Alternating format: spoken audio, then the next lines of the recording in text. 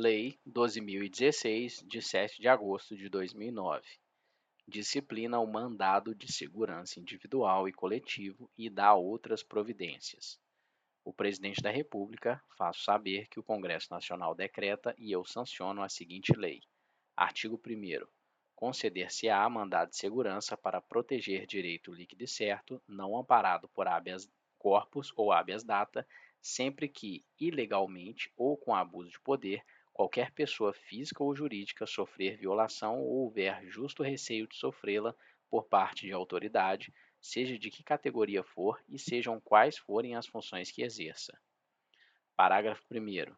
Equiparam-se às autoridades, para os efeitos desta lei, os representantes, os órgãos de partidos políticos e os administradores de entidades autárquicas, bem como os dirigentes de pessoas jurídicas ou as pessoas naturais no exercício de atribuições do poder público, somente no que disser respeito a essas atribuições. Parágrafo 2º. Não cabe mandado de segurança contra os atos de gestão comercial praticados pelos administradores de empresas públicas, de sociedade de economia mista e de concessionárias de serviço público. Parágrafo 3º. Quando o direito ameaçado ou violado couber a várias pessoas, qualquer delas poderá requerer o mandado de segurança. Artigo 2º. Considerar-se-á federal a autoridade coatora se as consequências de ordem patrimonial do ato contra o qual se requer um mandado houverem de ser suportadas pela União ou entidade por ela controlada. Artigo 3º. O titular de direito líquido e certo decorrente de direito, em condições idênticas, de terceiro poderá impetrar mandado de segurança a favor do direito originário, se o seu titular não o fizer, no prazo de 30 dias, quando notificado judicialmente. Parágrafo único. O exercício do direito previsto no caput deste artigo submete-se ao prazo fixado no artigo 23 desta lei, contado da notificação. Artigo 4º. Em caso de urgência, é permitido, observados os requisitos legais, impetrar mandado de segurança por telegrama, radiograma, fax ou outro meio eletrônico de autenticidade comprovada. Parágrafo 1º. Poderá o juiz, em caso de urgência, notificar a autoridade por telegrama, radiograma ou outro meio que assegure a autenticidade do documento e a imediata ciência pela autoridade. Parágrafo 2º. O texto original da petição deverá ser apresentado nos 5 dias úteis seguintes. Parágrafo 3º.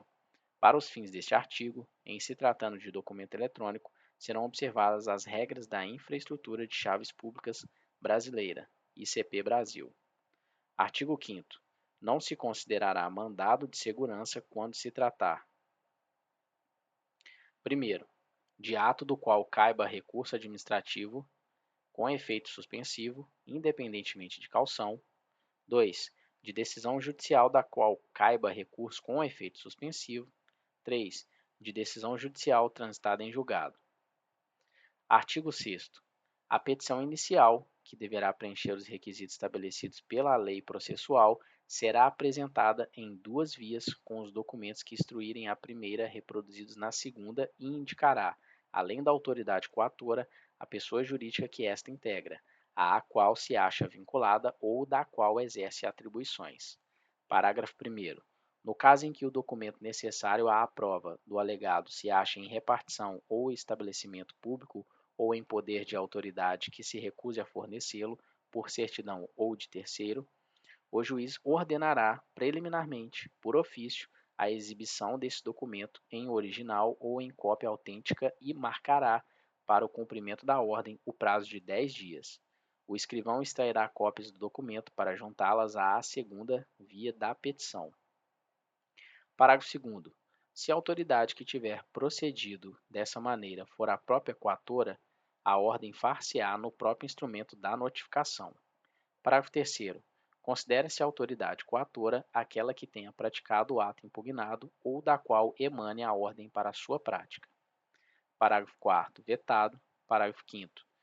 Denega-se o mandado de segurança nos casos previstos nos artigos 267 do Código de Processo Civil. Parágrafo 6º.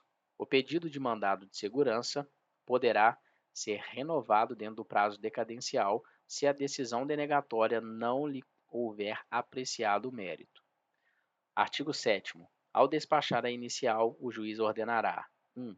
Que se notifique o coator do conteúdo da petição inicial, enviando-lhe a segunda via apresentada com as cópias dos documentos, a fim de que, no prazo de 10 dias, preste as informações.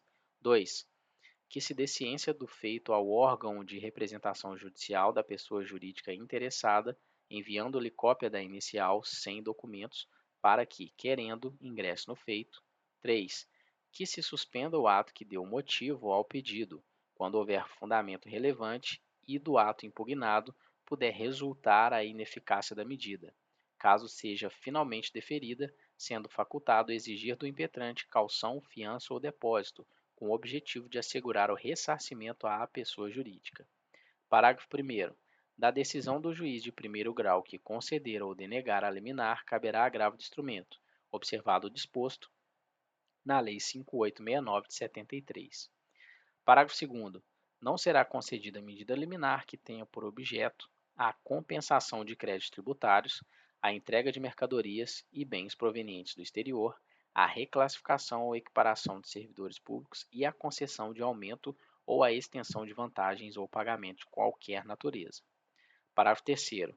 Os efeitos da medida liminar, salvo se revogada ou cassada, persistirão até prolação da sentença. Parágrafo 4º.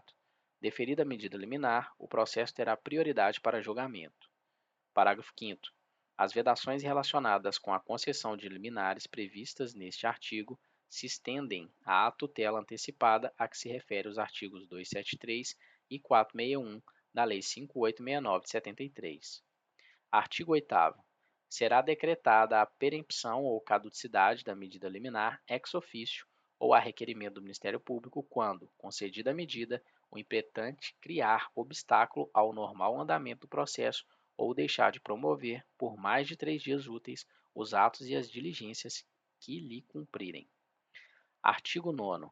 As autoridades administrativas, no prazo de 48 horas da notificação da medida liminar, remeterão ao Ministério ou órgão a que se acham subordinadas e ao Advogado-Geral da União ou a quem tiver a representação judicial da União, do Estado, do município ou da entidade apontada como coatora, cópia autenticada do mandado notificatório, assim como indicações e elementos outros necessários às providências a serem tomadas para a eventual suspensão da medida e defesa do ato apontado como ilegal ou abusivo de poder.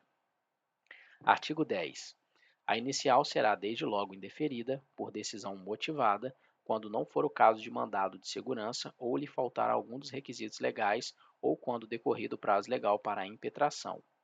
Parágrafo 1º. Do indeferimento da inicial pelo juiz de primeiro grau caberá apelação e, quando a competência para o julgamento do mandado de segurança couber originariamente a um dos tribunais, do ato do relator caberá agravo para o órgão competente do tribunal que integre. Parágrafo 2º. O ingresso de litisconsórcio ativo não será admitido após o despacho da petição inicial. Artigo 11. Feitas as notificações, o serventuário em cujo cartório corra o feito juntará aos autos cópia autêntica dos ofícios endereçados ao coator e ao órgão de representação judicial da pessoa jurídica interessada, bem como a prova da entrega a estes ou da sua recusa em aceitá-los ou dar recibo e, no caso do artigo 4º desta lei, a comprovação da remessa. Artigo 12. Fim do prazo a que se refere o inciso 1º do caput do artigo 7º desta lei, o juiz ouvirá o representante do Ministério Público, que opinará dentro do prazo improrrogável de 10 dias. Parágrafo único.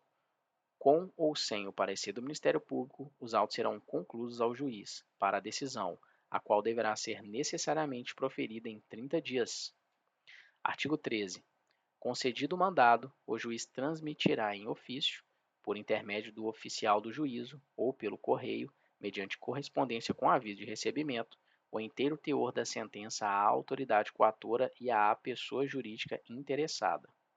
Parágrafo único. Em caso de urgência, poderá o juiz observar o disposto no artigo 4º desta lei. Artigo 14. Da sentença, denegando ou concedendo o mandado, cabe apelação. Parágrafo 1º. Concedida a segurança, a sentença estará sujeita obrigatoriamente ao duplo grau de jurisdição. Parágrafo 2º. Estende-se à autoridade coatora o direito de recorrer. Parágrafo 3º. A sentença que conceder o mandado de segurança pode ser executada provisoriamente, salvo nos casos em que for vedada a concessão da medida liminar. Parágrafo 4º. O pagamento de vencimentos e vantagens pecuniárias assegurados em sentença concessiva de mandado de segurança a servidor público da administração direta ou autárquica federal, estadual e municipal somente será efetuado relativamente às prestações que se vencerem a contar da data do ajuizamento da inicial. Artigo 15. Quando, a requerimento de pessoa jurídica de direito público interessada ou do Ministério Público, e para evitar grave lesão à ordem, à saúde, à segurança e à economia pública, o presidente do tribunal, ao qual couber o conhecimento do respectivo recurso, suspender, em decisão fundamentada, a execução da liminar e da sentença, dessa decisão caberá agravo, sem efeito suspensivo, no prazo de 5 dias, que será levado a julgamento na sessão seguinte à sua interposição. Parágrafo 1º. Indeferido o pedido de suspensão ou provido o agravo a que se refere o caput deste artigo, caberá novo pedido de suspensão ao presidente do tribunal competente para conhecer de eventual recurso especial ou extraordinário. Parágrafo 2º. É cabível também o pedido de suspensão a que se refere o parágrafo 1º deste artigo, quando negado provimento a agravo de instrumento interposto contra a liminar a que se refere este artigo. Parágrafo 3º. A interposição de agravo de instrumento contra a liminar concedida nas ações movidas contra o poder público e seus agentes não prejudica nem condiciona o julgamento do pedido de suspensão a que se refere este artigo. Parágrafo 4º. O presidente do tribunal poderá conferir ao pedido efeito suspensivo liminar se constatar, em juízo prévio, a plausibilidade do direito invocado e a urgência na concessão da medida. Parágrafo 5º. As liminares cujo objeto seja idêntico poderão ser suspensas em uma única decisão, podendo o presidente do tribunal estender os efeitos da suspensão a liminares supervenientes, mediante simples aditamento do pedido original. Artigo 16. Nos casos de competência originária dos tribunais, caberá ao relator a instrução do processo, sendo assegurada a defesa oral na sessão do julgamento do mérito ou do pedido liminar. Parágrafo único. Da decisão do relator que conceder ou denegar a medida liminar, caberá agravo ao órgão competente do tribunal que integre. Artigo 17. Nas decisões proferidas em mandado de segurança e nos respectivos recursos, quando não publicado, no prazo de 30 dias, contado da data do julgamento, o acórdão será substituído pela respectiva notas taquigráficas, independentemente de revisão. Artigo 18. Das decisões em mandado de segurança proferidas em única instância pelos tribunais, cabe recurso especial e extraordinário, nos casos legalmente previstos, e recurso ordinário, quando a ordem for denegada. Artigo 19. A sentença ou acórdão que denegar mandado de segurança sem decidir o mérito não impedirá que o requerente, por ação própria, pleiteie os seus direitos e os respectivos efeitos patrimoniais. Artigo 20. Os processos de mandado de segurança e os respectivos recursos terão prioridade sobre todos os atos judiciais, salvo habeas corpus. Parágrafo 1º. Na instância superior, deverão ser levados a julgamento na primeira sessão que se seguir à data em que forem concluídos ao relator. Parágrafo 2º. O prazo para a conclusão dos autos não poderá exceder de 5 dias. Artigo 21.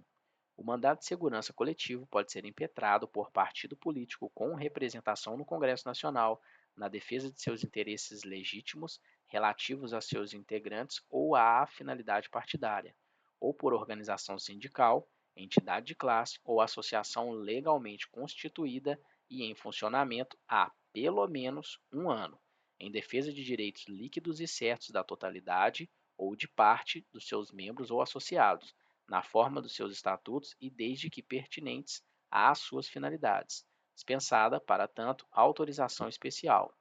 Parágrafo único. Os direitos protegidos pelo mandado de segurança coletivo podem ser 1. Coletivos, assim entendidos, para efeito desta lei, os transindividuais, de natureza indivisível, de que seja titular grupo ou categoria de pessoas ligadas entre si ou com a parte contrária por uma relação jurídica básica. 2. Individuais homogêneos, assim entendidos, para efeito desta lei, os decorrentes de origem comum e da atividade ou situação específica da totalidade ou de parte dos associados ou membros do impetrante. Artigo 22. No mandado de segurança coletivo, a sentença fará coisa julgada limitadamente aos membros do grupo ou categorias substituídos pelo impetrante. Parágrafo 1º. O mandado de segurança coletivo não induz litispendência para as ações individuais, mas os efeitos da coisa julgada não beneficiarão o impetrante a título individual se não requerer a desistência de seu mandado de segurança no prazo de 30 dias a contar da ciência comprovada da impetração da segurança coletiva. Parágrafo 2º. No mandado de segurança coletivo, a liminar só poderá ser concedida após a audiência do representante judicial da pessoa jurídica de direito público, que deverá se pronunciar no prazo de 72 horas. Artigo 23. O direito de requerer mandado de segurança extinguir-se-á decorridos 120 dias contados da ciência, pelo interessado, do ato impugnado. Artigo 24. Aplica-se ao mandado de segurança os artigos 46 a 49 da Lei 5869 de 73. Artigo 25. Não cabem, no processo de mandado de segurança, a interposição de embargos infringentes e a condenação ao pagamento dos honorários advocatícios, sem prejuízo da aplicação de sanções no caso de litigância de má-fé. Artigo 26. Constitui crime de desobediência, nos termos do artigo 330 do Decreto-Lei 2848, de 40, o não cumprimento das decisões proferidas em mandado de segurança, sem prejuízo das sanções administrativas e da aplicação da Lei 10.079 de 50, quando cabíveis. Artigo 27. Os regimentos dos tribunais e, no que couber, as leis de organização judiciária deverão ser adaptados às disposições desta lei no prazo de 180 dias, contados da sua publicação. Artigo 28. Esta lei entra em vigor na data da sua publicação. Artigo 29. Revogam-se as leis 1533 de 51, 4166 de 62, 4348 de 64, 5021 de 66, o artigo 3º da Lei 6014 de 73, o artigo 1º da Lei 6071 de 74, o artigo 12 da Lei 6978 de 82 e o artigo 2º da Lei 9259 de 96.